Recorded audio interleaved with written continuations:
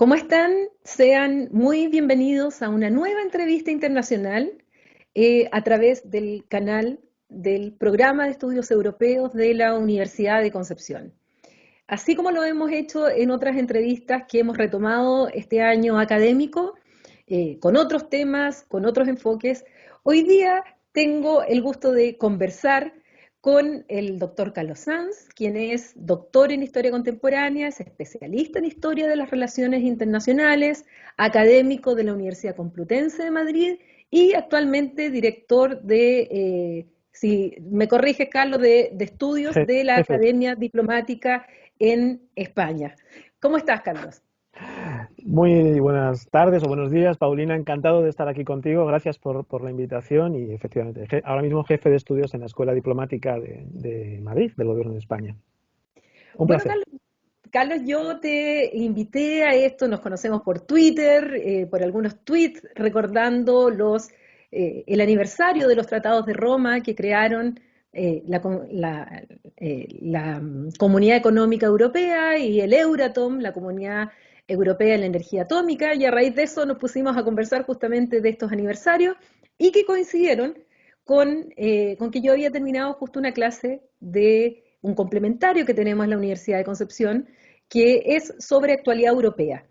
Y se me ocurrió entonces que podíamos conversar y ahondar un poco más y justamente pensando en aquellos estudiantes que yo les hice una visión muy rápida y general y profundizar algunos temas con un especialista y además europeo y en el área para conversar sobre el proceso de integración desde sus inicios, su historia y hacer vínculos con lo que es la actualidad y los desafíos que tiene la Unión Europea hoy día en este mundo tan distinto, en algunos aspectos, eh, muy similares peligrosamente a otros de los que fueron las razones por las cuales se creó esta unidad europea o este proceso de integración.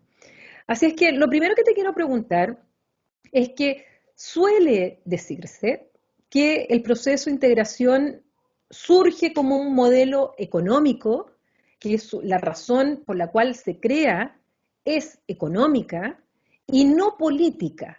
¿Estás tú de acuerdo con aquella afirmación en cuanto al origen, a las razones de por qué después de la Segunda Guerra Mundial por fin 6 estados deciden comenzar este camino de construcción europea o de proceso de integración? La verdad es que no estoy de acuerdo y además si vamos a los orígenes, a lo que acabas de rememorar, ¿no? A ese tuit y a ese recuerdo de la firma de los tratados de Roma en 1957, habría que ir al comienzo, a lo que celebramos el Día de Europa en mayo, ¿no? Es siempre la declaración, el plan Schuman, la declaración de Robert Schuman en 1950. Robert Schuman, como ministro de Asuntos Exteriores francés, cuando lanza su plan, su propuesta para que se cree una comunidad europea del carbón y del acero, la primera de las comunidades europeas. El elemento económico está ahí, por supuesto, pero la finalidad es política. Robert Schuman lo dice muy claramente. Se trata de poner en común la producción de acero y de carbón entre Francia, Alemania y otros países para que sea no solo improbable, sino materialmente imposible una nueva guerra entre nuestros dos países. Es decir, lo que está en el fondo, la economía sería un instrumento, pero el objetivo es político, el objetivo es la paz, el objetivo es impedir que Europa vuelva a caer en una guerra como la que la había desangrado durante la Segunda Guerra Mundial, la Primera Guerra Mundial. El objetivo es también superar la debilidad o el declive, la decadencia de Europa en la geopolítica internacional, en un mundo de gigantes donde Europa parece destruida, devastada, empobrecida entre Estados Unidos y la Unión Soviética.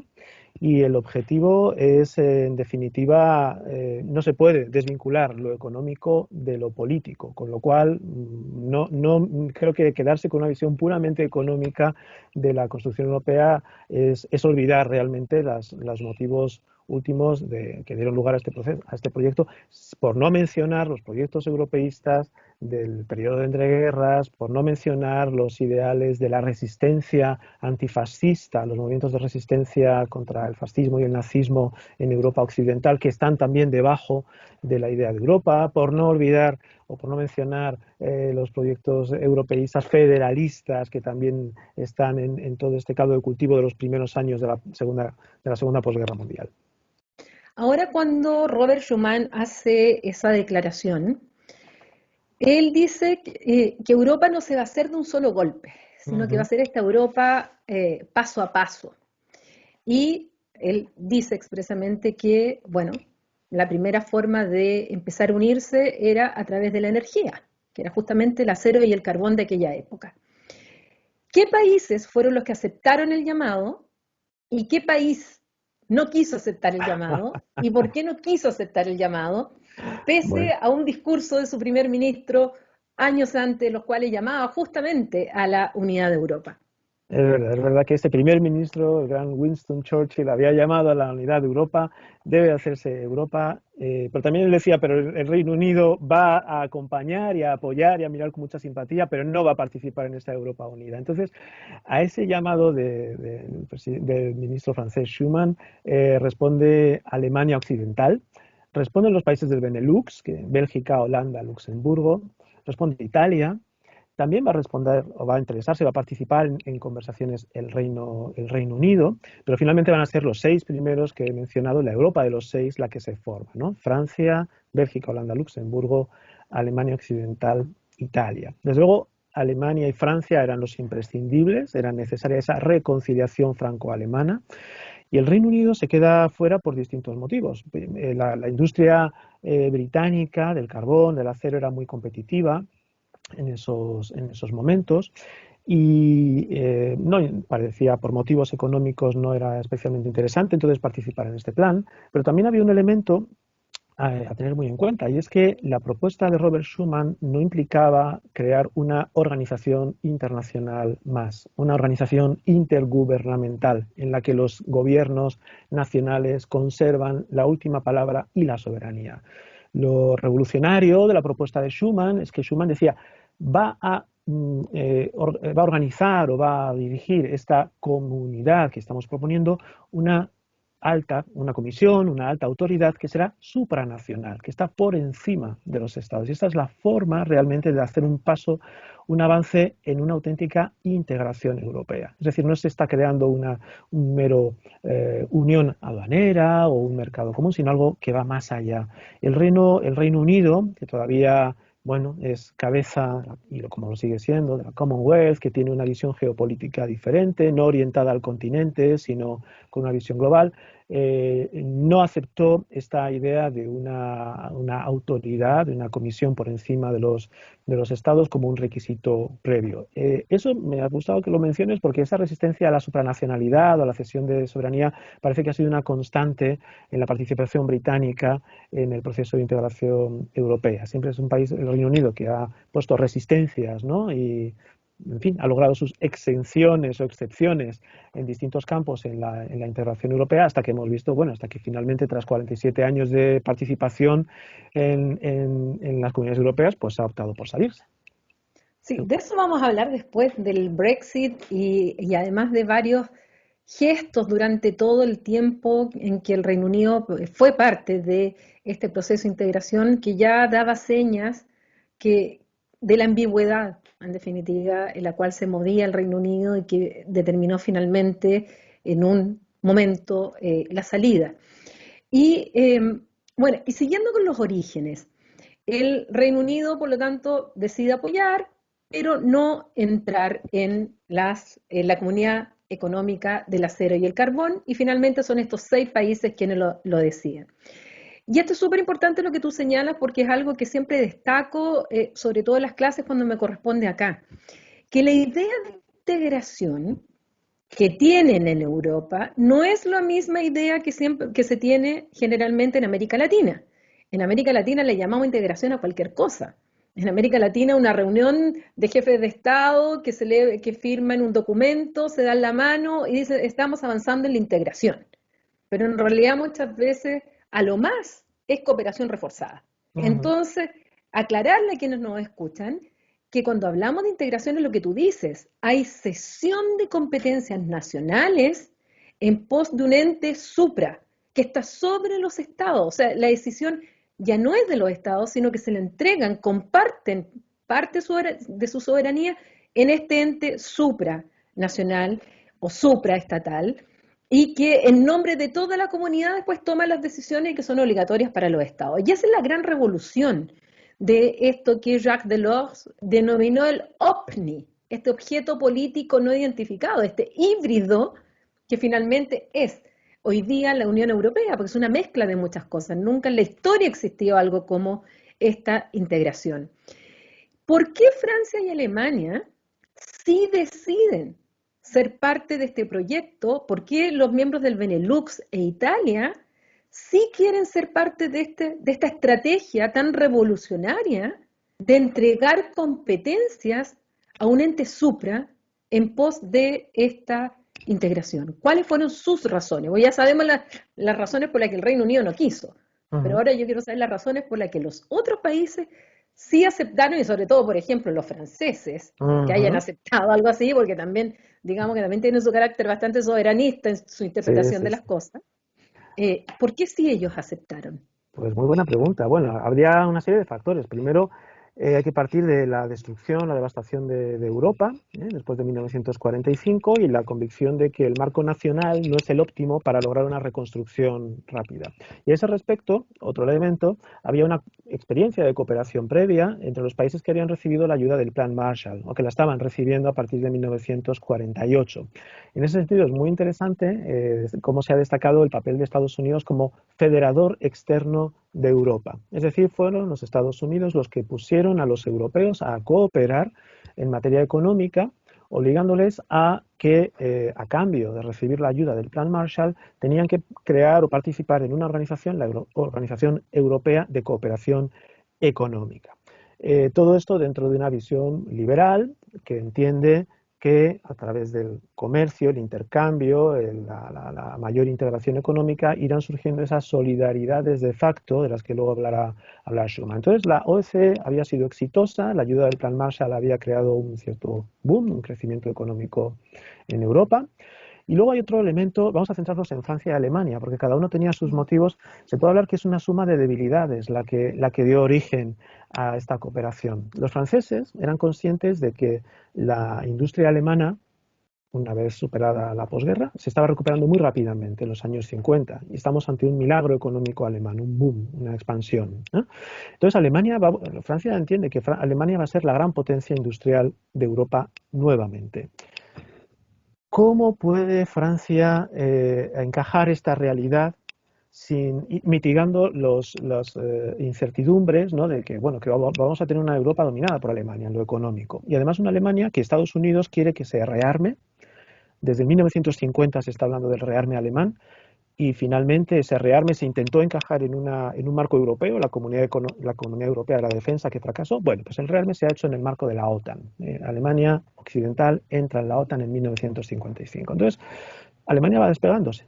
Francia ve que la forma, digamos, de atar al gigante alemán es creando, vinculando los intereses de unos y otros, impidiendo que haya una industria alemana del acero y del carbón independiente y situando todo ese potencial industrial alemán bajo esa autoridad europea. De alguna forma, la cesión de soberanía, lo que pierde la soberanía Alemania, es en beneficio de Francia y de más socios. Alemania, ¿por qué acepta? Porque Alemania necesita reintegrarse en la comunidad occidental. Tiene que portarse, después de 12 años de nazismo y de la Segunda Guerra Mundial, dar muestras de ser el mejor alumno de la clase en términos atlantistas, europeos, mostrar que está dispuesto a ceder soberanía, que Alemania no va a volver a ser una amenaza para sus vecinos y el precio que paga Alemania gustosamente para que se permita su nueva expansión y reconstrucción es hacer esa cesión de soberanía. Así que Alemania lo que tiene es potencial económico, pero está supeditada geopolíticamente, ocupada militarmente y atada realmente hasta su unificación a las potencias ocupantes, Francia, Gran Bretaña, Estados Unidos y la Unión Soviética. Francia teme el resurgir alemán y bajo el marco europeo es aceptable este resurgir. Es un poco lo que pasa después de la reunificación también, ¿no? ¿Cómo podemos encajar una Alemania potente unida? Bueno, la atamos más a Europa y a cambio de moneda única. Así no va a haber un marco alemán, va a haber un euro que es de todos.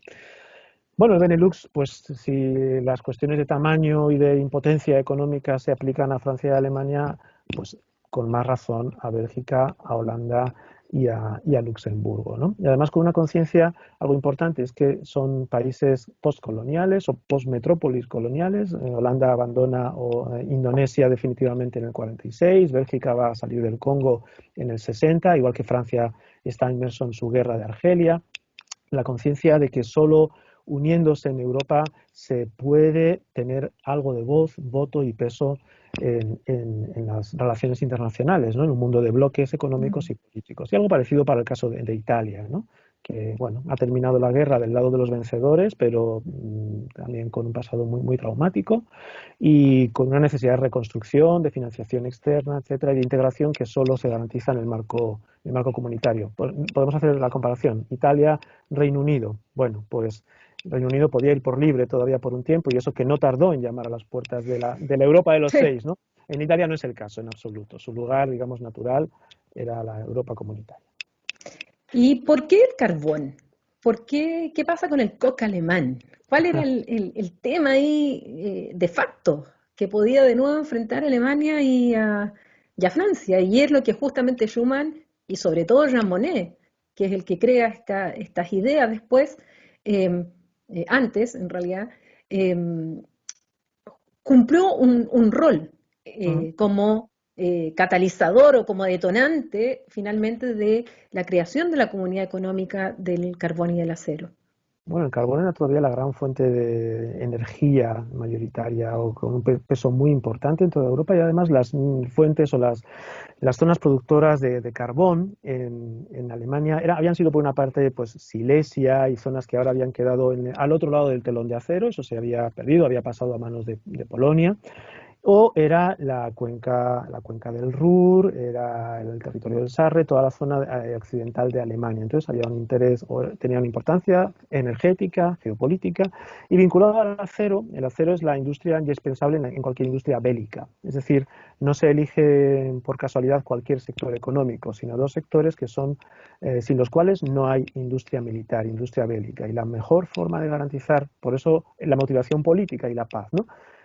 La base de cualquier industria bélica, carbón y acero, van a estar controlados por esta autoridad europea con cesión de soberanía. No van a estar jamás, o bueno, jamás, mientras existan las comunidades europeas, en manos de un gobierno alemán eh, soberano, independiente, suelto o desvinculado de sus socios occidentales.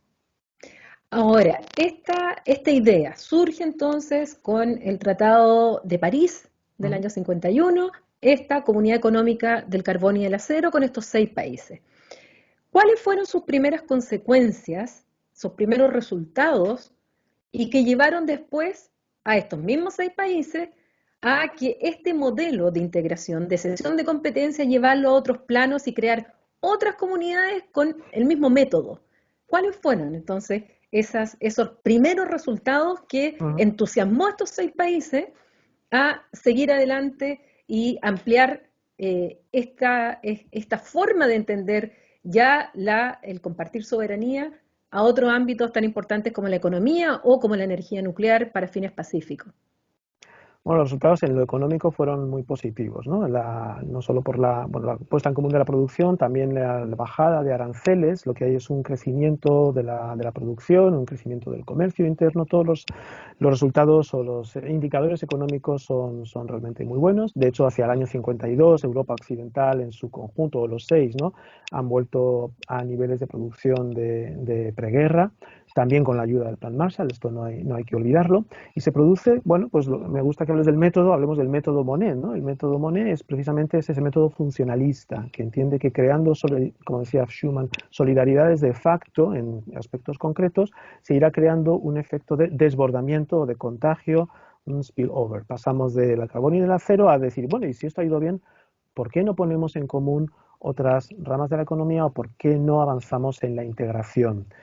Por eso, a partir de una vez que fracasa la vía de la integración, bueno, de la comunidad de la defensa, se revitalizan con las conversaciones de Messina en 1955, se toman Se emprenden negociaciones sobre la creación de un mercado común, de una comunidad económica de todas las ramas de la economía europeas, con distintas propuestas, holandesas, belgas.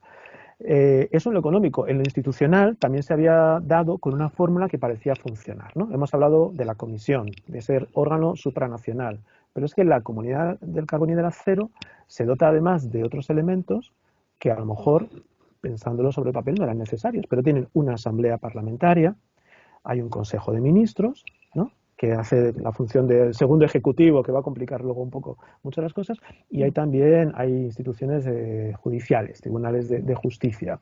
Si nos damos cuenta, un parlamento, un ejecutivo y un poder judicial se parecen mucho a las tres ramas, a los tres poderes del Estado, ¿no? Se están poniendo de forma institucional incluso el esqueleto, ¿no?, la preforma de una federalización o el embrión de lo que puede ser un Estado federal europeo, que todavía no ha llegado, que no sabemos si va a llegar, ¿no?, pero se está construyendo algo que se muestra muy exitoso. Y en ese camino, hay una mezcla de éxito por aquí, pero también hay una nueva demostración de la impotencia europea, que para mí es muy importante, es la crisis de Suez del año 56, ¿no?, cuando ahora que tenemos en estos días en que estamos Sí. hablando, hemos tenido el canal de Suez atascado una semana por el supercarguero, el Ever Given, ¿no?, que está ahí en medio. Hemos vuelto a recordar lo importante que era el canal de Suez. Bueno, pues como sabrán, en el año 56 el presidente de Egipto, Abdel Nasser, ¿no?, nacionaliza el canal de Suez, y Israel con Gran Bretaña y Francia organizan una operación neocolonial, ¿no?, y militar para intervenir en el canal de Suez. Y ahí, muy interesantemente, Estados Unidos y Unión Soviética paran los pies a Gran Bretaña y Francia y les hacen retroceder y dicen, bueno, aquí no se puede hacer este tipo de intervenciones neocoloniales, pertenecen al pasado. Entonces es un momento en que Francia toma conciencia de que su papel como gran potencia mundial, colonial, ha tocado fondo, está muy cuestionado, ¿no? Y eso hace que se refuercen todavía más la necesidad de o sumamos fuerzas en Europa o los países europeos, los estados-nación europeos, no contamos nada, no tenemos peso en el mundo, ¿no? Se dice que Adenauer dijo, Europa será nuestra venganza, ¿no?, después de aquello de Suez. Y eso lleva, pues, a los tratados de Roma. No sé si he saltado algunos pasos que querías comentar de forma Sí, intermedia. quiero volver a la Comunidad Europea de la Defensa, que no se habla mucho, no se habla mucho de lo que fue el fracaso de ese proyecto y por qué, porque así como se había creado la Comunidad Económica, la Comunidad Europea del Carbón y del Acero, se pensó en utilizar este mismo mecanismo Monet en la defensa. Y se presenta este proyecto. Cuéntanos qué pasó y por qué finalmente no vio a la luz este proyecto. ¿Quién se opuso? Porque eso también va a marcar un tema que se va a ir dando hasta el día de hoy, con el tema de la defensa europea. Si tener un ejército europeo, si tener un alto mando europeo. Ya sabemos que la OTAN nace el 49, pero hubo intenciones de crear una comunidad europea de defensa y que falló. ¿Por qué? ¿Qué pasó? Efectivamente. Pues es verdad, es un episodio muy olvidado, ¿no? Sí, Fue como una que no propuesta. se cuenta mucho eso cuando uno habla de la integración. Supongo que porque se cuentan más los éxitos, ¿no?, y no tanto los Sí, yo fracasos, pero creo. los llamados fracasos, vamos a llamarlos fracasos, son muy interesantes para el historiador y para el presente, porque son caminos que se pudo tomar, que en un momento dado no sé, por los que no se avanzó. Bueno, fue una propuesta francesa y fue Francia la que hizo fracasar también, pero claro, distintos franceses Exactamente, va a ser la corta, así fue. en distintos momentos, ¿no? En distintos momentos.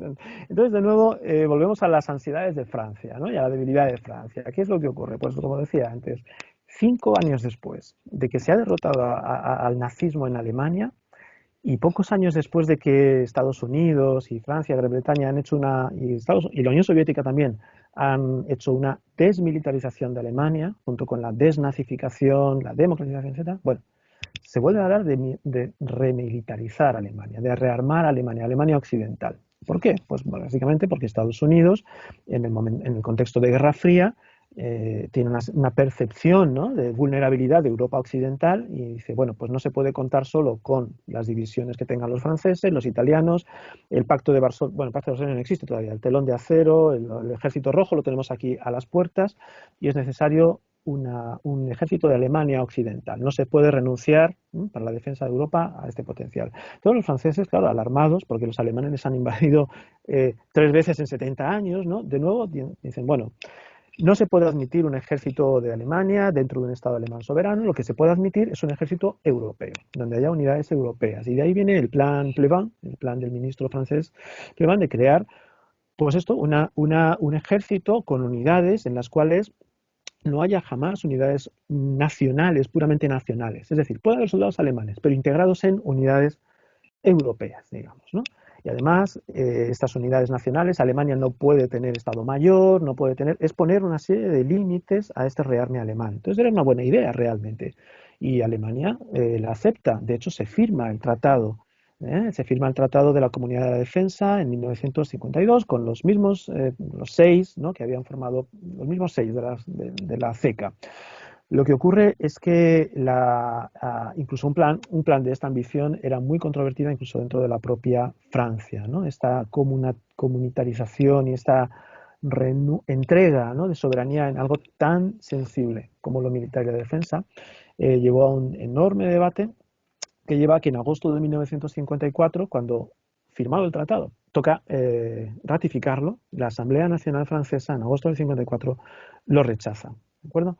Eh, este es el fin de la Comunidad Europea de la Defensa y es un camino que se corta. Entonces, ¿qué es lo que queda? Y claro, no se retoma hasta que en el Tratado de Maastricht se vuelve a hablar de una política exterior y de seguridad común y se vuelve a hablar del euroejército y de unidades, ¿no?, de forma mucho más modesta de lo que se había propuesto en el 50.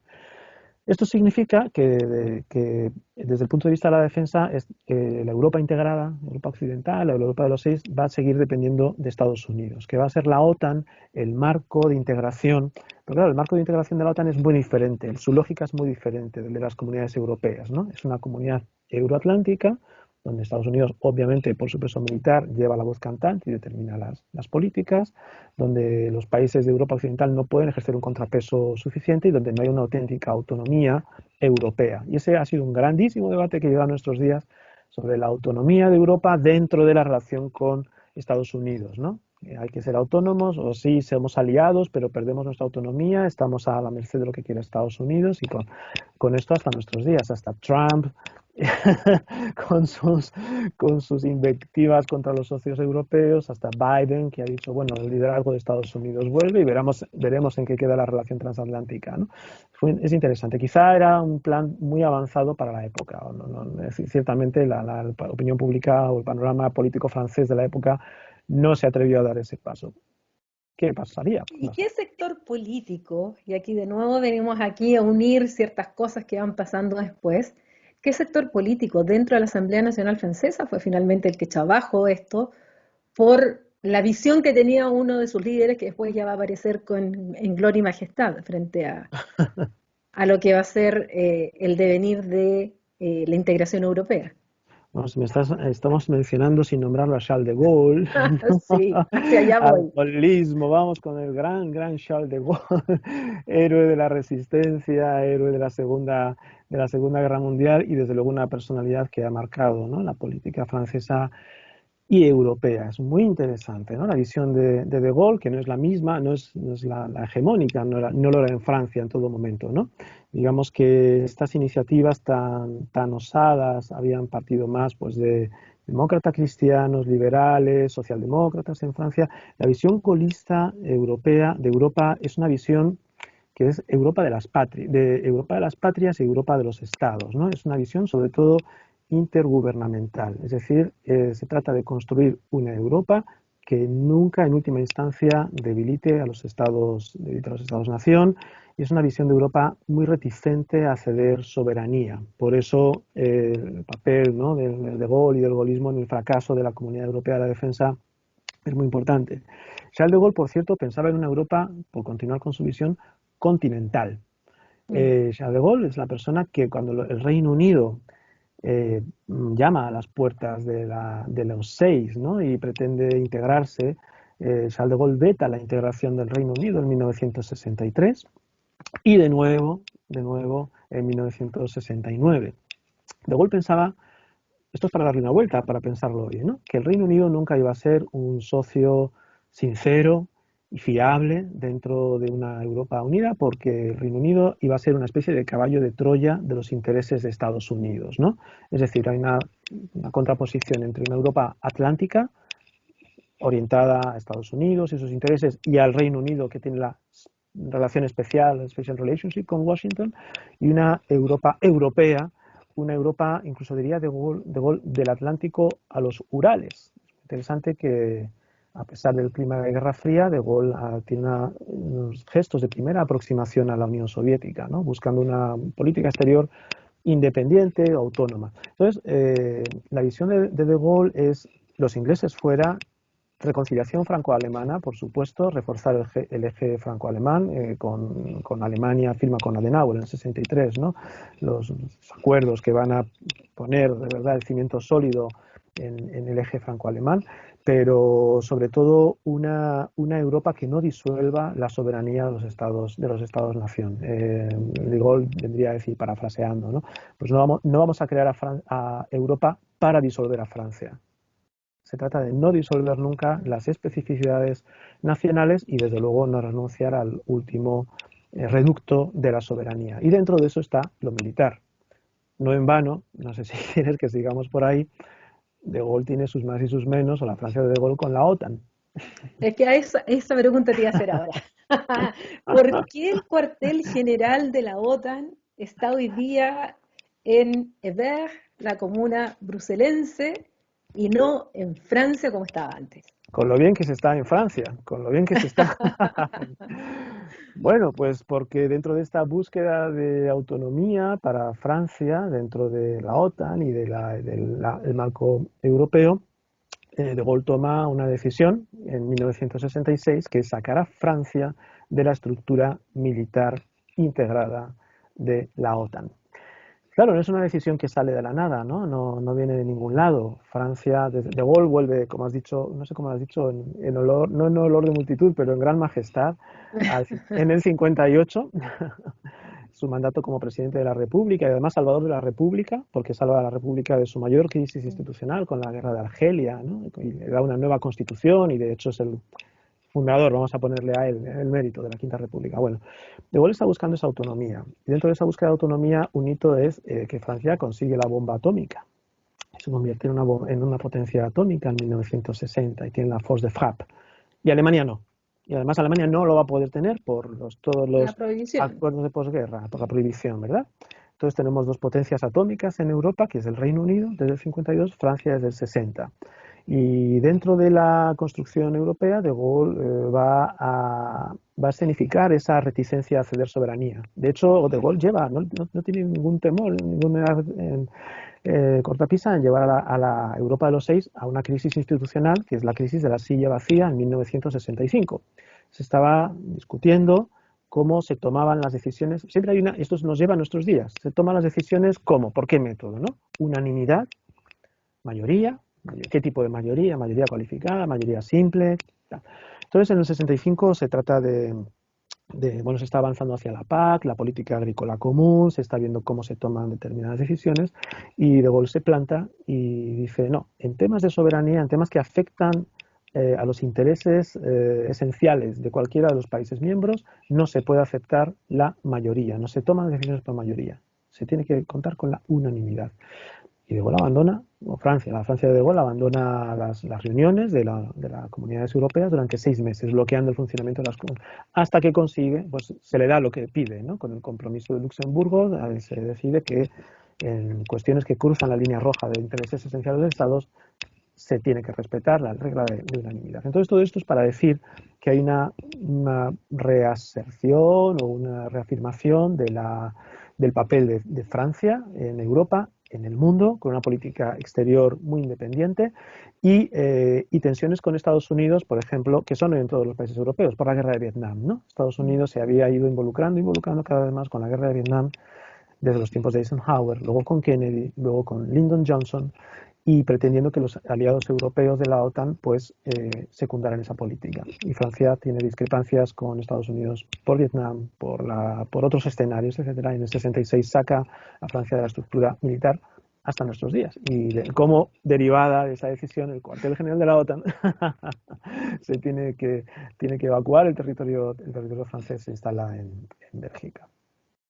Así es, un tremendo, tremendo edificio que tiene ahora, porque alcancé a ver ¿Sí? el último edificio, que es enorme, enorme, Ajá. es impresionante. Hay bastantes quejas también ahí de lo que se invirtió en ese edificio en Bruselas. Avancemos en la historia. Luego se crea la Comunidad Económica Europea y se crea la Comunidad Europea de la Energía Atómica o Euratom con los tratados de Roma, que Ujú. justamente en esta época se estaban celebrando ya los 64 años, si no me equivoco, de la celebración de ese hito.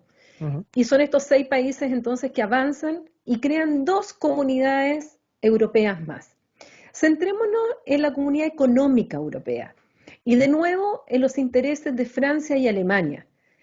¿Por qué Francia y Alemania deciden crear esta Comunidad Económica Europea?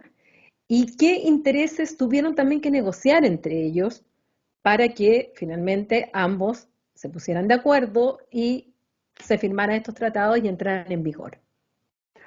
Bueno, muy interesante pregunta y muy amplia en realidad. Vamos a lo esencial. Básicamente, como hemos dicho antes, ¿no? Hemos comentado, el buen resultado de la CECA lleva a la idea de crear un mercado común. Y en ese mercado común, pues, a partir del 57, como bien has dicho, tenemos la CECA para carbonio cero, tenemos el Euratom, porque ya se ve que la energía atómica va a tener un papel muy importante en el futuro, aunque en realidad luego el Euratom ha sido la menos importante quizá de las tres comunidades, ¿no? Los países han tenido sus propios programas de desarrollo de energía atómica, luego vino el Tratado de No Proliferación, otros desarrollos. Bueno, el mercado común va a ser lo más importante. Claro, aquí lo que hay que poner, se pone sobre la mesa la distinta naturaleza de la producción económica de los miembros y por parte de Francia la protección, por ejemplo, de sus intereses agrícolas, cuestión muy batallona, cuestión que siempre ha sido muy controvertida. Francia con el mercado común y luego sobre todo con la PAC, con la política agrícola común, lo que va a crear es un sistema de, que de alguna forma blinda un mercado europeo para los productos agrícolas, ¿no? Se eliminan los aranceles interiores porque el mercado común se basa en la libre circulación de bienes, servicios, personas y capitales, las cuatro libertades. Pero Francia tiene un imperio, un imperio y un ex imperio colonial, ¿no? Al cual va a querer también extender los beneficios del mercado agrícola común. Y eso va a tener que tener un encaje y se va a hacer luego con los acuerdos de Lomé, los acuerdos de Yaoundé, etcétera. Francia, no olvidemos que tiene una dimensión extra europea.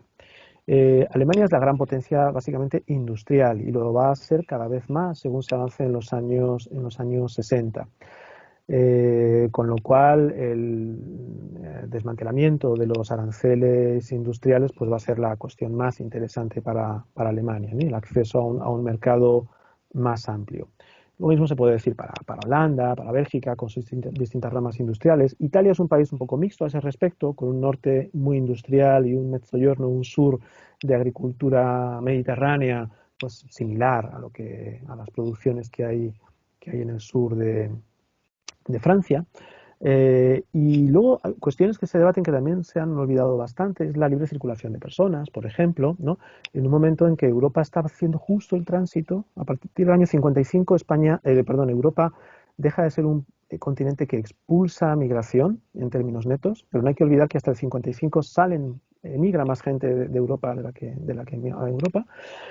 Entonces la cuestión de la inmigración es importante porque es justo el año 57, los años 60, cuando Europa va a empezar a absorber, a recibir muchos movimientos migratorios. Hay movimientos migratorios dentro de los 6. A Italia, que es el país que tiene una zona menos desarrollada, para Italia va a ser muy interesante la libre circulación de trabajadores, que el agricultor italiano, el campesino, pueda ir a trabajar a las fábricas de Alemania o a las fábricas de Bélgica o de Francia, ¿no? Como había venido ocurriendo realmente Mm. desde la posguerra y en realidad antes, porque hay una continuidad histórica en la inmigración.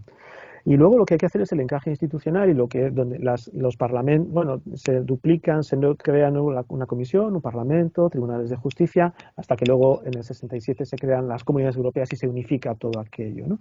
Pero básicamente hay que decidir sobre estos sectores económicos, hay que decidir sobre la toma de decisiones, la sede de las instituciones, Bruselas, Estrasburgo, el Parlamento Europeo, y encajes básicamente económicos, porque en esos momentos, año 57, las comunidades europeas tienen estrictamente las competencias económicas, carbón, acero y energía atómica. Tampoco tienen más. No hay una cooperación política, no hay cooperación en política exterior, no hay presupuesto, en fin, educación, todo esto son desarrollos de los años 70, 80, 90, no hay una moneda común, ¿no? De momento es, pues, método Monet. Paso a paso, solidaridades concretas, ya se irá desbordando como efectivamente ocurrió. Bueno, frente a esta comunidad económica europea, los británicos le crearon la competencia al lado. Correcto. Los británicos crean lo que se llama el EFTA, esta Asociación Europea de Libre Comercio. ¿Y qué pasa con esa Asociación Europea de Libre Comercio?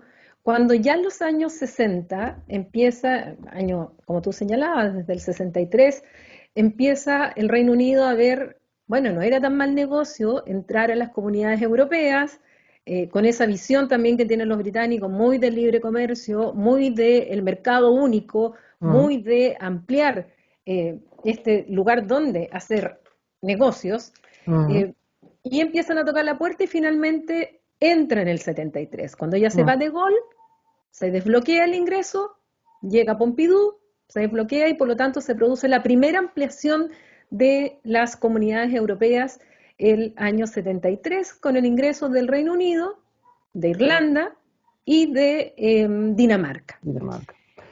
Y en ese caso entonces, bueno, ¿qué va pasando con EFTA?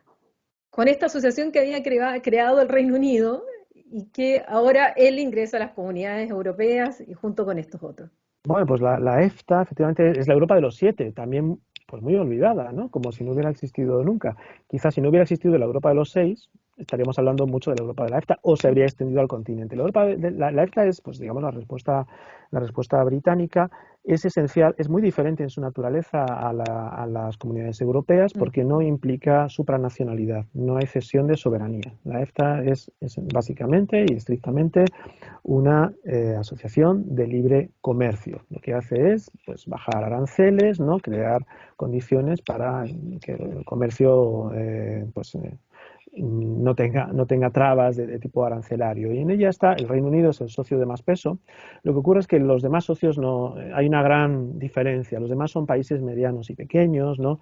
Va a estar Portugal, aliado tradicional del Reino Unido desde el siglo XIII, va a estar Austria, está Dinamarca, está Irlanda, ¿no? Luego va a entrar Suecia, con el tiempo va a entrar Finlandia, Liechtenstein también, Suiza. No son países comparables, ¿no? En su peso, en su importancia a Francia, Alemania, Italia, ni tampoco como socios comerciales del Reino Unido. La EFTA, bueno, no se puede decir que fuera un fracaso, solo era menos exitosa que el mercado común y las cifras así lo demostraban. De hecho, efectivamente, el Reino Unido entra en el 73 en las comunidades europeas, en el 63 ya le había puesto el veto de Gaulle, pero es que es al poco de crearse la EFTA, ya el Reino Unido está llamando a las puertas del mercado común. Simplemente por una comparativa de oportunidad económica, el experimento de los 6 estaba adelantándose, estaba mostrándose mucho más competitivo y más interesante. Londres, pragmáticamente, así lo entendió y decide llamar a las puertas. Como se le impidió durante una década, la EFTA se mantuvo, pero en el momento en que Londres entra uno detrás de otro a sus distintos ritmos, los países de la EFTA pues van a, casi sin excepción, pero van a llamar a las puertas de Europa. Y es interesante en esa ampliación el caso de Noruega, que negoció y pudo haber entrado, pero en un referéndum, aquí se respeta el principio democrático, rechazó incorporarse a las comunidades europeas. E incluso los británicos hicieron un referéndum después de entrar, ¿no?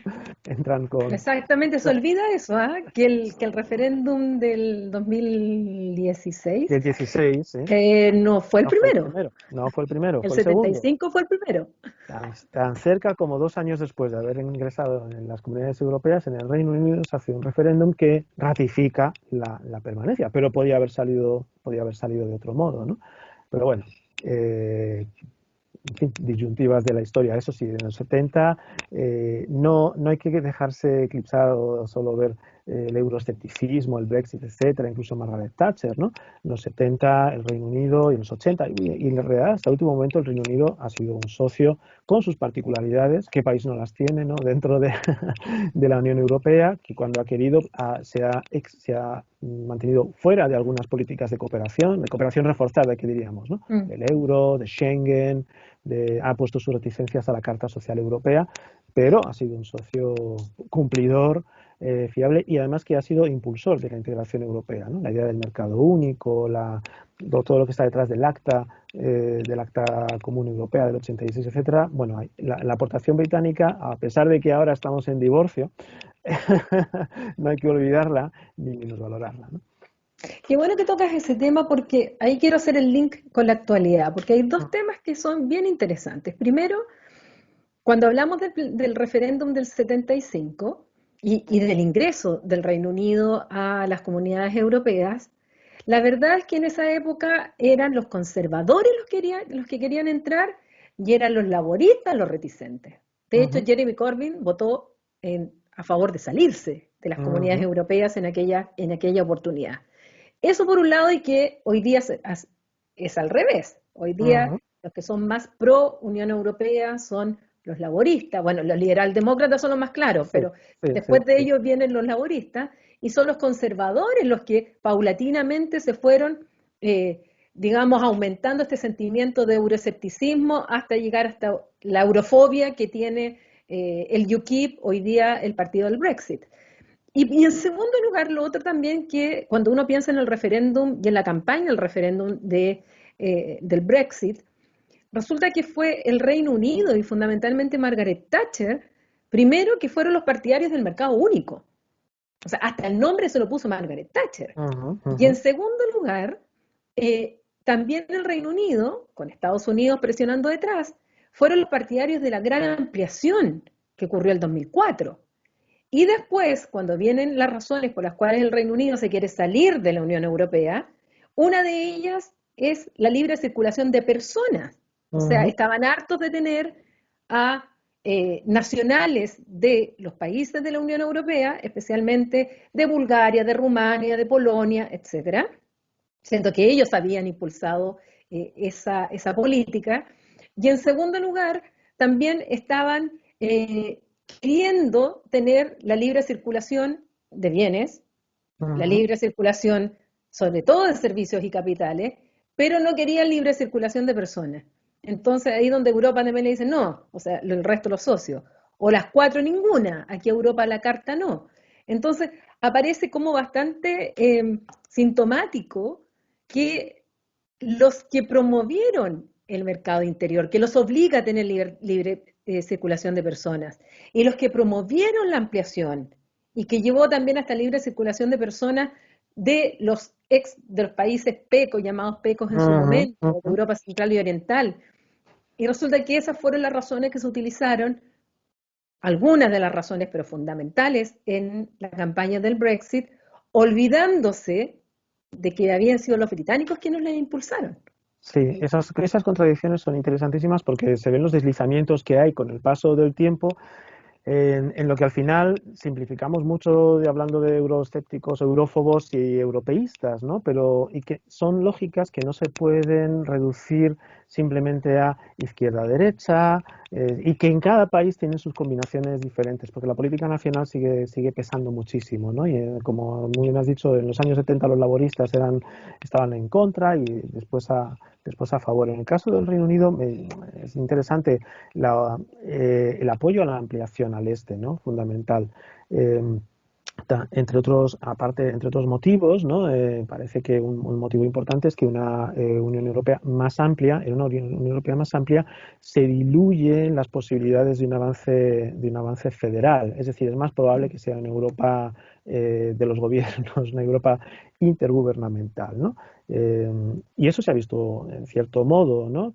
En algunos de los socios nuevos, los miembros nuevos de la Comunidad Europea, como Polonia, Hungría, son de los países que están siendo más reticentes a políticas comunes, hasta el punto de que fueron de los primeros que pusieron en duda la libre circulación de personas, Schengen, en torno a la crisis de los refugiados, o que se negaron a aceptar las cuotas de refugiados que se le asignaba después de la crisis siria, etcétera. Entonces, en cierto sentido, un De Gaulle de nuestros días nos diría, ves, os dije que, que si hacemos lo que quieren los británicos vamos a Sí. tener menos Europa, porque en realidad no, pues no se avanzará en la integración.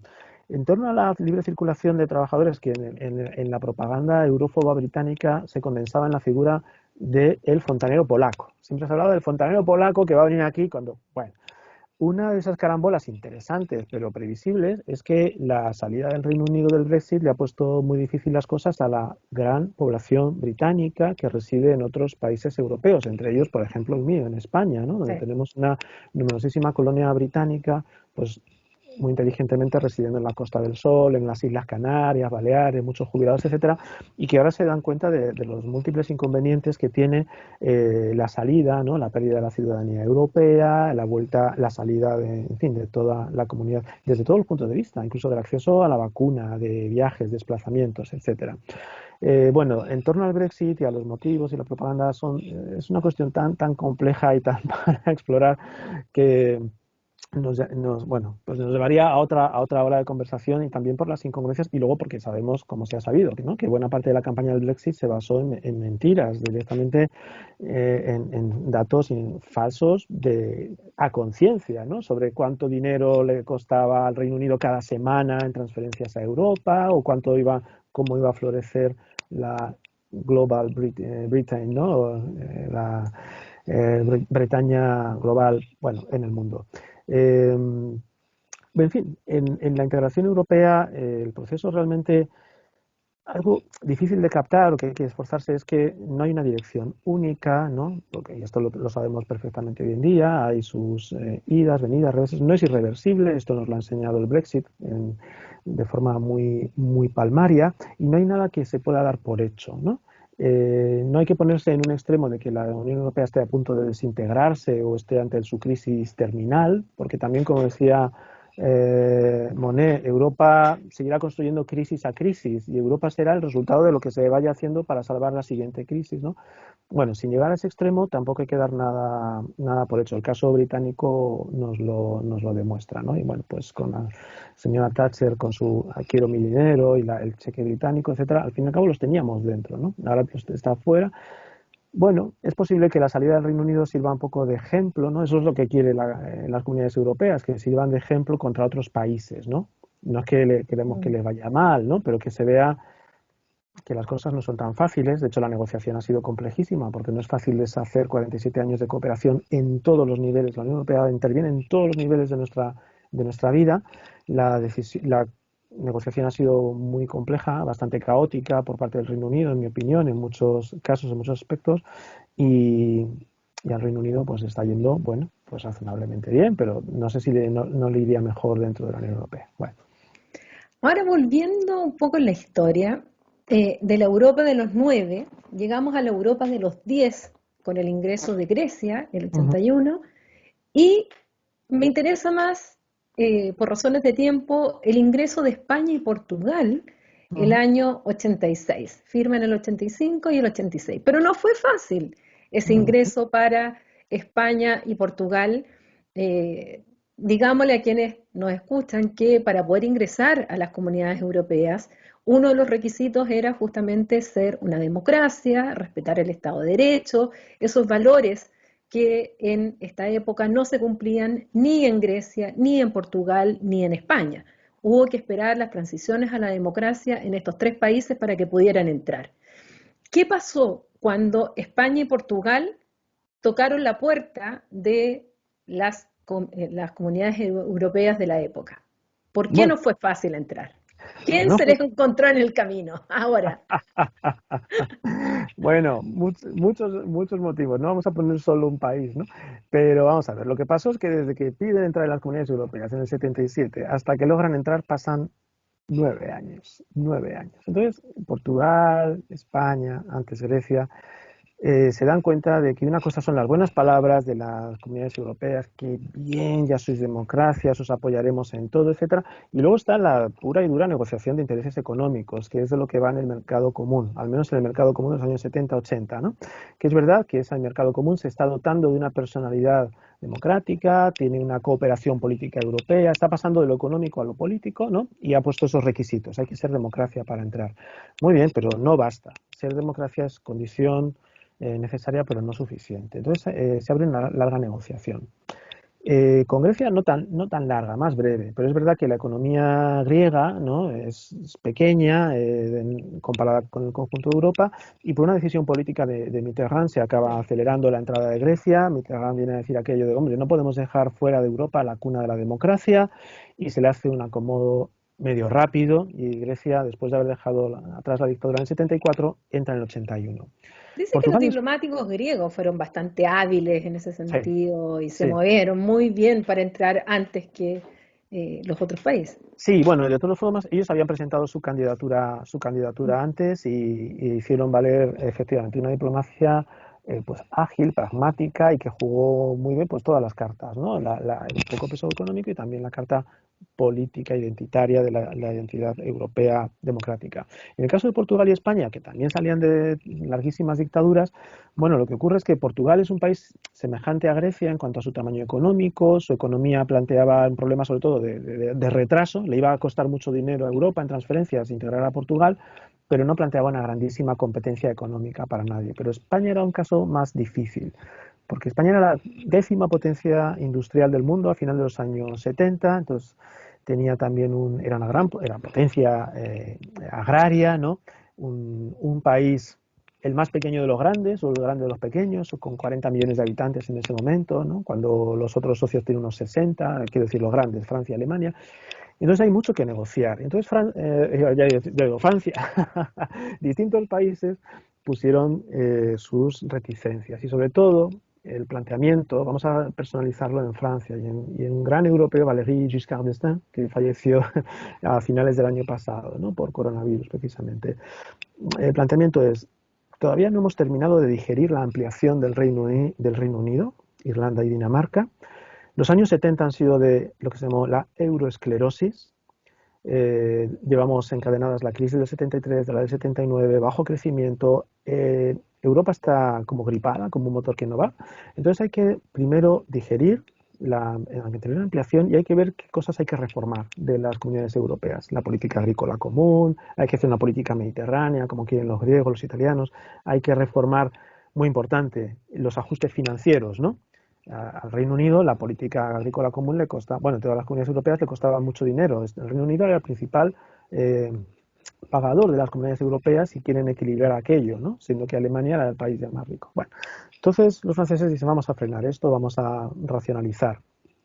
Simplificando muchísimo, eso es un elemento que va a hacer que las negociaciones se atasquen, se paren durante muchísimo tiempo hasta que pues, Alemania al final, perdónenme la simplificación, acaba desatascando todo poniendo dinero, ¿no? Diciendo, bueno, pues yo pongo los costes de la PAC, el ajuste financiero para que el Reino Unido no pague tanto, va a haber política mediterránea, damos un poquito a cada uno lo que quieren, ¿no? Los otros países tenían sus exigencias en torno a la libre circulación de trabajadores, etcétera, etcétera, pero la condición es que España y Portugal entren, porque ya estamos en el año 83, en el año 84, no se les puede tener 10 años después de las dictaduras, no, y siendo países democráticos europeos no se les puede tener eternamente a las puertas y negociando, ¿no? Además, la Unión Europea, entonces las comunidades europeas tienen una función estabilizadora de los regímenes políticos.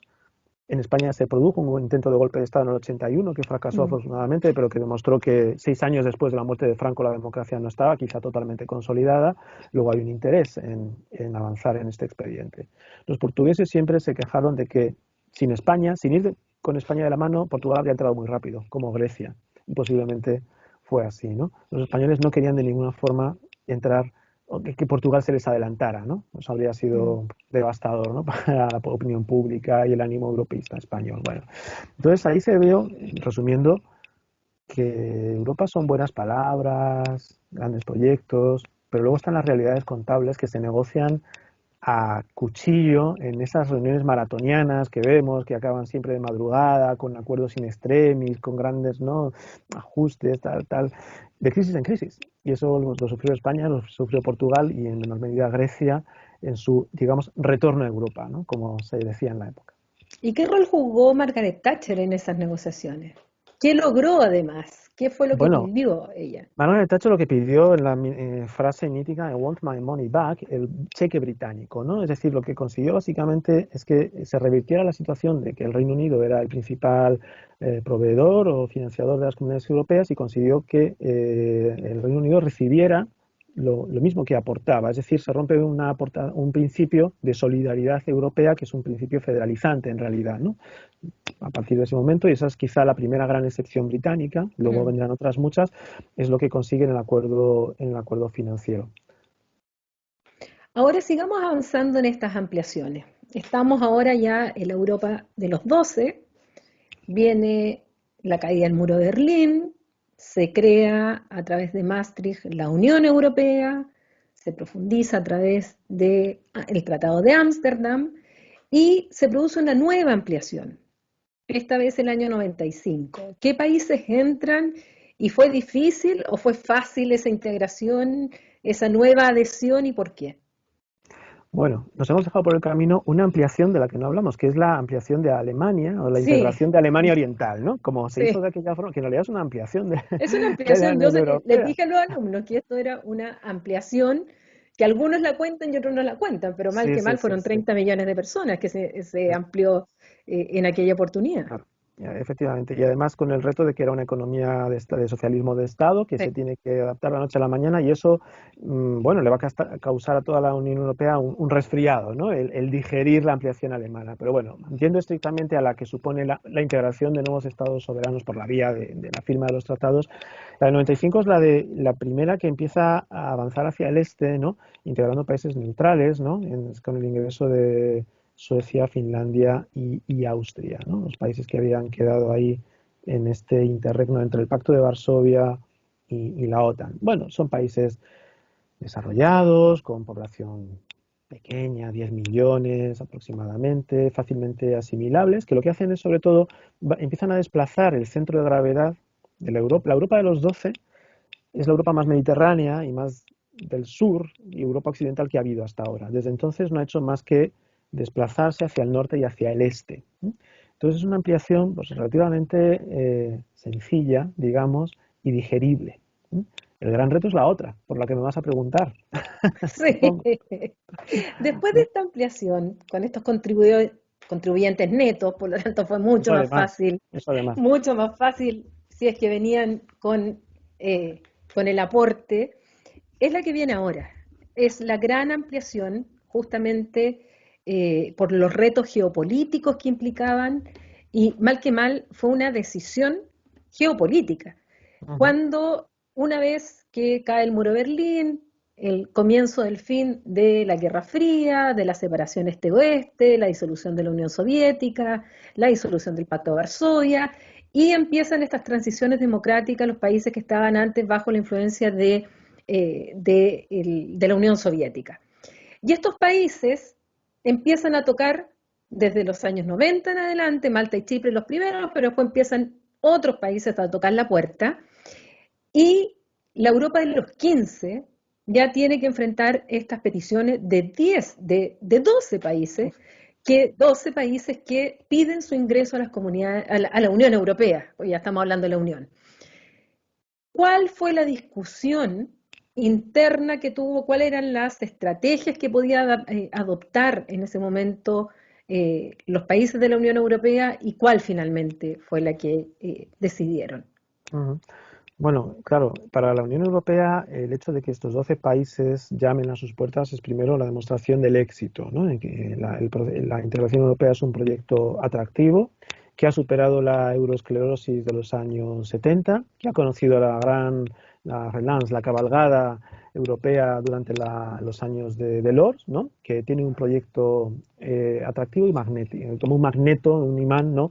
Está ejerciendo una fuerza gravitacional sobre estos países de lo que siempre había sido Europa Central, ¿no? Pero que en los marcos mentales de la Guerra Fría había pasado a ser Europa del Este. Bueno, pues esta Europa del Este vuelve a la casa europea, a la casa común europea, ¿no? Y además primero todos los países ingresan en el Consejo de Europa y empiezan a recibir ayuda de las comunidades europeas, ¿no? Mucho antes de ser miembros hay ayuda europea, en distintos programas. Es muy importante el programa FARE, ¿no? Pues que son economías que tienen que hacer una triple transición, o son países que tienen que hacer una triple transición, una transición de regímenes de partido único, de socialismo de Estado, regímenes socialistas a democracias pluralistas, de economías dirigidas, socialismo de Estado, a capitalismo, y además bajo la onda neoliberal, que eso no es baladí, y además hacer una transición geopolítica, ¿no? De abandonar el Pacto de Varsovia y además llamar a las puertas a A a la la OTAN. entonces el reto es mayúsculo por el número de países, por su tamaño, algunos de ellos, Polonia especialmente, muy poblado, ¿no? Etcétera, etcétera, y porque en términos relativos tienen que hacer unas políticas de ajuste estructural económico enormes. Son realmente eh, muy complejas, ¿no? Eh, bueno, no hay motivo, siendo países europeos y democráticos, no había motivos para dejarlos fuera. La cuestión es cómo integrar y cómo asimilar toda esa cantidad de países. El Reino Unido, como hemos mencionado, era muy partidario de integrarlos, ¿no? Alemania, por motivos geopolíticos, históricos, también. Al fin y al cabo, prácticamente todos estos países, si vamos a la historia, han formado parte de la zona de influencia alemana, ya fuera bajo el Segundo Reich con Guillermo II, ya fuera en el periodo de entreguerras. Toda esa Europa central oriental es la Mitteleuropa, Europa del Medio, que corresponde un poco con el Imperio Austrohúngaro, sumado al Imperio Alemán, o incluso con todo el hinterland que logró Alemania en la Primera Guerra Mundial. Entonces, bueno, ya había una integración, una participación de la economía alemana en estos países desde los tiempos de la Ostpolitik, de la política hacia el este de Willy Brandt. Estoy hablando de finales de los años 60, comienzo de los años 70. Las reticencias son, pues bueno, vienen del lado de, son países más pobres, la renta europea va a bajar, todos los fondos estructurales y los fondos de cohesión que antes fluían hacia los países del sur y del Mediterráneo van a fluir hacia Europa Central y Oriental, porque lo necesitan. Y ahí tengo que decir que España vio peligrar realmente pues la política de cohesión, que para ella era muy beneficiosa, ¿no? Y España, Portugal, Italia vieron cómo los problemas mediterráneos, los intereses del sur de Europa se iban a ver cada vez más desplazados por una Europa cada vez más nórdica, más germánica, más dirigida hacia el este, en la que Berlín ya no quedaba en el extremo de la periferia, sino que quedaba realmente en el centro de un gran espacio económico que de alguna forma se veía que iba a acabar gravitando en torno a Alemania y al marco alemán.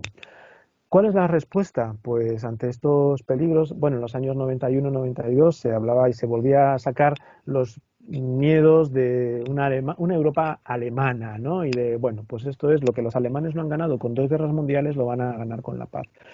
La respuesta fue más Europa, ¿no? La respuesta a este desafío fue precisamente más Europa. Antes incluso de la ampliación, el Tratado de Maastricht y después el proyecto de moneda única, para que no hubiera una Europa del marco alemán, sino del euro. Un euro con una autoridad que no es alemana, que no es francesa, sino que es europea, aunque el Banco Central Europeo está en Está en Frankfurt. Alemania. Y no es por casualidad. Entonces, Está en Frankfurt. digamos que volviendo a esta simplificación y a estos dos actores indispensables, Alemania concede la moneda única, disolver el marco alemán, que es, cuidado, es muy poderoso la solidez del marco alemán y lo que psicológicamente significaba el marco alemán para los alemanes, la Alemania occidental. El marco alemán era el sinónimo de la reconstrucción de posguerra, del milagro alemán, etcétera. Bueno, pues cede a cambio de que se haga esa ampliación. Francia cede a que se haga, o concede que se haga esa ampliación a cambio de que haya una mayor integración. Y cuando entramos en la moneda y hay una integración monetaria y se crea el euro, estamos hablando de uno de los cotos sagrados de la soberanía. la moneda, ¿no? La soberanía monetaria es realmente uno de los últimos reductos de la soberanía y es una gran cesión por parte de los estados del euro el crear esta moneda única con sus problemas de diseño y con todo lo que ya sabemos, ¿no? Y después, bueno, pues viene toda una ampliación que no fue apresurada. Siempre luego se ha dicho a posteriori que fue apresurada. Bueno, se consuma 13 años después de que los países, Sí. 13, 14 años, 15 años después de que tienen lugar las transiciones, ¿no? O sea, no fue a toda velocidad. Lo que sí es cierto es que los problemas económicos y de los países que ingresan pues son importantes. Y luego, o sea, y ya termino porque creo que me alargo mucho, ha habido una cuestión que ha surgido con el tiempo, ¿no? En los años de la integración, los países de Europa Central Oriental eran muy euroentusiastas, ¿no? Con el tiempo se ha visto que no tanto, o que más bien han resultado ser más atlantistas que europeístas, ¿no? Para ellos, la integración en la Comunidad Europea era sobre todo la garantía de que no iban a caer bajo la subyugación de Unión Soviética barra Rusia. Es decir, es alejarse de la área de influencia de Rusia. Y para eso Estados Unidos les da más garantías y la OTAN les da más garantías que la Unión Europea. Una Unión Europea que se ha demostrado luego pues muy dividida en muchos aspectos, incapaz de tener una política exterior y de seguridad coherente, sin músculo militar, de forma que el europeísmo de polacos, húngaros, de otra serie de países, ha resultado ser pragmático. No quiero decir ni mejor ni peor, ni nadie tiene la vara de medir del europeísmo ni puede expedir certificados de, ¿no? Pero ha resultado, pues a lo mejor más pragmático e inconstante que el de otros socios europeos, ¿no? Bueno, antes de entrar incluso para la guerra de Irak, estos 10 países firmaron una carta apoyando a los Estados Unidos con la intervención en Irak sin el apoyo del Consejo de Seguridad, Ujú. cosa que Francia se oponía y otros países, bueno, la misma Alemania estaba en contra de esta intervención militar, por lo tanto fue ya una señal de estos 10 países que iban en un sentido no necesariamente el mismo del resto de los 15. Claro. Pero se produce la gran ampliación de estos 10 países, pero hubo dos países los cuales los hicieron esperar un poco más porque sus economías, sus estructuras, sobre todo la administración, muy influidas todavía por la corrupción, había que prepararlos mucho más, se demoraron en entrar. ¿Cuáles fueron esos dos países y cuándo ya entran? Para Son, pasar a la Europa a los sí, sí. 27 ya. Muy bien. Pues mientras que los 10 anteriores, sin olvidar a Malta y Chipre, que no habían sido países Chipre. del bloque, pero bueno, Eh, es para que haya un poco de Mediterráneo, ¿no? Y también están, bueno, estos habían entrado en 2004, 3 años más tarde, en 2007, por fin ingresan Rumanía y Bulgaria, que efectivamente, como bien mencionas, les había costado más ajustar sus estructuras internas y, digamos, todas las garantías, ¿no? Del Estado, institucionales, de funcionamiento del Estado de Derecho, burocracia, etcétera, pues habían necesitado más ayuda y más tiempo. Rumanía y Bulgaria, especialmente recuerdo con Rumanía se les ponía también mucho problema a la libre circulación de mm. trabajadores, ¿no? Hay una potente emigración rumana, sobre todo a muchos países europeos, incluida España, pero bueno, con todas las cortapisas por fin ingresan. Ya estamos Igual en les Europa a dejan los 27. plazos bastante Sí, largos para tener acceso a la libre circulación de claro. personas. Sí, de hecho, eso es una de las cosas que esencialmente se negocia cuando se ingresa en Mm. las comunidades europeas. Eso quizás sea interesante, bueno, mencionarlo de pasada, ¿no? ¿Qué puede mencionar, que puede negociar un país o qué negocia un país cuando ingresa en las comunidades europeas? Los países que quieren entrar lo que tienen que hacer es aceptar lo que se llama el acervo comunitario, es decir, toda la legislación, todas las normas, directrices, etcétera, y regulaciones del mercado común. ¿Qué es lo que puede negociar? Pues básicamente el ritmo de aplicación. Y lo que se negocia son los periodos transitorios. Es decir, nadie desarma sus aranceles, ¿no? Con Europa de la noche a la mañana, sino que se establecen plazos. Y los plazos pueden ser más largos o más breves y más modulados en función de los sectores económicos. Y en el caso de la libre circulación de personas, los que entonces eran ¿cuántos eran? 25 ya, ¿no? Ponen largos plazos de moratoria a la libre circulación de los trabajadores rumanos, por ejemplo, ¿no? Pero al Mm, final el horizonte de la libre circulación tiene que estar ahí, porque si se es miembro, se es miembro, se tiene una de claro. esas cuatro libertades, pero se dice, uy, pues bueno, de aquí a 12 años ya se pueden hacer todos esos. Y luego, bueno, pues es lo que básicamente, y luego también se negocian pues las ayudas económicas, financieras, la participación, cuántos votos en el Consejo van a tener, cuántos escaños en las distintas instituciones, qué cuota de poder va a tener y cómo va a participar en la toma de decisiones y en el reparto financiero del presupuesto europeo, ¿no? Cuánto va a tener derecho dentro de los marcos plurianuales. Sabéis que los presupuestos de la Unión Europea es la negociación más dura que hay, es tan tremenda que se hace por periodos de 7 a 7 años, porque como tuviéramos que negociar presupuestos cada año, como en las legislaturas nacionales, pues Europa estaría permanentemente atascada, ¿no? Bueno, el año pasado fue peor porque tuvieron que negociar junto el marco plurianual sin el Reino Unido, que era Ujú. un contribuyente neto, y además paralelamente este plan europeo de recuperación económica, Efectivamente. que también fue muy complejo. Me acuerdo, casi batieron el récord de los días de Consejo Europeo, día y noche, para lograr finalmente esto. Y ahora, más encima, pero ya no vamos a entrar a tanto detalle ahora, Ujú. con lo del Tribunal Constitucional alemán, que Ah, están a la sí. espera ahí de ver de qué es lo que va a decir, que tiene en jaque el inicio de este plan de recuperación con los recursos propios. Para Efectivamente. terminar, Carlos, vámonos a la última ampliación. ¿Cuál fue el último país que ingresó y por qué se demoró tanto en ingresar? Pues el último país fue Croacia, realmente, en 2013. País que tiene su peculiaridad o sus peculiaridades, ¿no? Es una república surgida de la desintegración de la antigua Yugoslavia en los momentos finales, en todas estas revoluciones de la Europa central y oriental, en el año 91 Croacia, luego Eslovenia, etcétera, otra serie de países logran la independencia. Eslovenia sí había entrado en la ampliación de 2004, Croacia lo hace más tarde. Eslovenia es un país, de nuevo, el tamaño es importante, es un país pequeño, fácil de integrar, que tradicionalmente históricamente había pertenecido al imperio, bueno, a los Habsburgo, al imperio austrohúngaro, como en Croacia también a lo largo de la historia, pero Croacia tiene un tamaño mayor, tenía mayores desafíos, problemas económicos, y igual que el resto de países de los Balcanes que han ido llamando a las puertas de las comunidades europeas, si vemos el mapa hay una cierta, no sé si una incongruencia, ¿no? Pero bueno, hay que dar un territorio en torno a los Balcanes occidentales que no sea integrado y con los cuales la Unión Europea va de forma mucho más cauta. Ahí sí que la ampliación de 2004 ha servido como cierta advertencia, ¿no? Mm. Y es por eso la tardía incorporación de Croacia, ¿no? Y luego pues, tenemos la salida del Reino Unido. Bueno, la verdad es que hicimos un barrido completo a más de 70 años de integración desde las comunidades, desde la primera comunidad del carbón y el acero, hasta lo que hoy es la Unión Europea. Dejamos fuera el Brexit porque el Brexit da para muchos capítulos, Ujú. y además dejamos fuera también a los países candidatos, aquellos que quieren entrar y que no han entrado, algunos casos particulares como Turquía, que es Ujú. interesante de analizar, y también lo que tú señalabas respecto de los países de los Balcanes, de Serbia, de Bosnia-Herzegovina, Macedonia, Montenegro, Kosovo incluso Oh, también interesante, sobre todo por el caso español.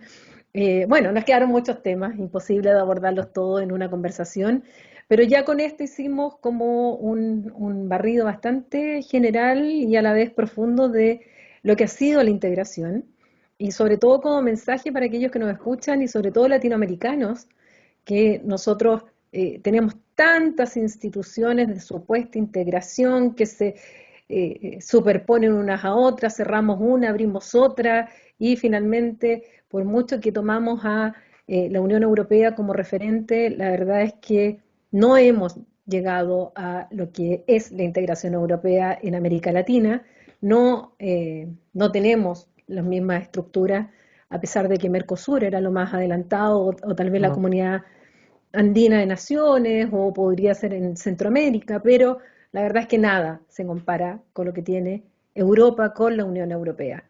Así es que, Carlos, te agradezco muchísimo este tiempo. No solamente va a servir para los alumnos del curso, para profundizar lo que yo ya les había explicado en clases, sino que también para todo aquel que quiera saber un poco más de la integración europea en nuestro canal de YouTube del programa Estudios Europeos. Muchas gracias, Paulina, ha sido un placer. Gracias. Y a ustedes, bueno, los dejamos invitados a otras entrevistas en otros temas internacionales, fundamentalmente europeos, ya que el programa es de estudios europeos, pero no únicamente. Así es que visiten nuestra página del canal de YouTube, donde encontrarán estos y otros seminarios, charlas, conferencias y todo lo que realizamos desde acá, desde la Universidad de Concepción en Chile. Gracias y hasta la próxima oportunidad.